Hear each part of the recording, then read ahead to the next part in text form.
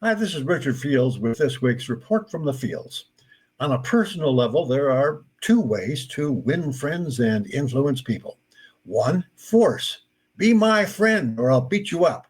Or two, cooperation. I'll make something you want and trade it to you for something I want. Force leads to fair weather friends.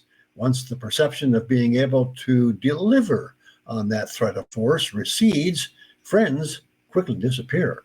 A win-lose relationship is never going to be very successful in keeping a relationship or friendship over the long term. Cooperation leads to longer-term, more stable relationships. It's win-win. Trust increases over time. Relationships between countries are similar.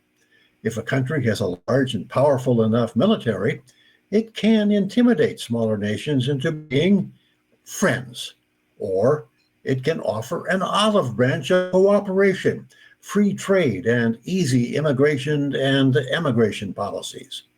After World War II, the last war the United States actually won, that is largely what we did. The Marshall Plan, the General Agreement on Tariffs and Trade, the North Atlantic Free Trade Agreement, and maintaining stable currencies worldwide by backing the dollar internationally with gold. It worked marvelously well for 30 years. We had economic growth and higher real incomes for all segments of society here at home. Real income for rich and poor alike increased gradually but significantly. The build-out of domestic industry and technology made for a prosperous and expanding middle class through the early 1970s. But the military-industrial complex that survived World War II never really went away. The advocates of using force instead of cooperation finally found an excuse to get their way with the advent of the Vietnam War. War making became too expensive to be financed honestly under a gold standard, so Nixon dispensed with the gold standard and introduced the petrodollar standard, a guarantee to Saudi Arabia that we'd use our military force to protect the kingdom's royalties' right to rule if they priced their oil in dollars. The change was subtle, but it marked a change in direction from using force instead of cooperation in our relationships with the rest of the world. Meanwhile, China, the would-be empire on the other side of the world, used force to disastrous ends under Mao. Impoverishment and death by famine during the Great Leap Forward comes to mind. Eventually, Mao died and was succeeded by Deng, who said, "To get rich is glorious." China ushered in the free market principles, which led to the post-World War II economic success of the United States and Europe. Not surprisingly, it has been an astronomical success. China also emulated the United States post-World War II Marshall Plan, in which we helped countries we had just defeated in war get back on their economic feet again and become trading partners. China called it the Belt and Road Initiative.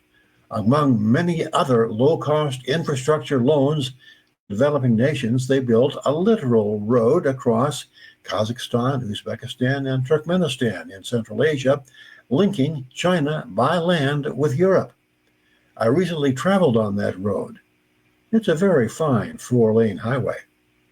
So now we have a world in which China is striving to become a greater empire by offering trade and cooperation to the rest of the world. And the U.S. is trying to win or keep friends by supplying weapons to 103 countries. Right now, the U.S. military arsenal is probably superior to China's, but it's littered with legacy weapon systems that largely exist to make sure that every congressperson has a military installation or arms factory in his or her home district. It's getting rusty and dated and riddled with bureaucratic inefficiency. And most of our advanced weapon systems are dependent on rare earths.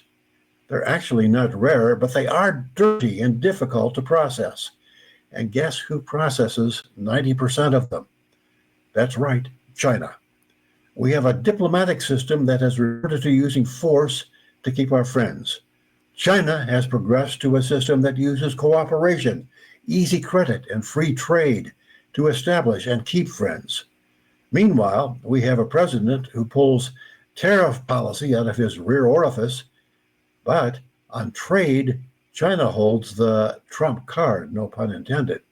If they put an end to exporting rare earths, components absolutely essential to our modern weaponry, our vaunted military will have a very difficult time projecting force. And our government is being the exact opposite of being cooperative with our trading partners. We would be wise to remember that in the long run, cooperation works better than force. That's this week's report from the fields. See you again next week.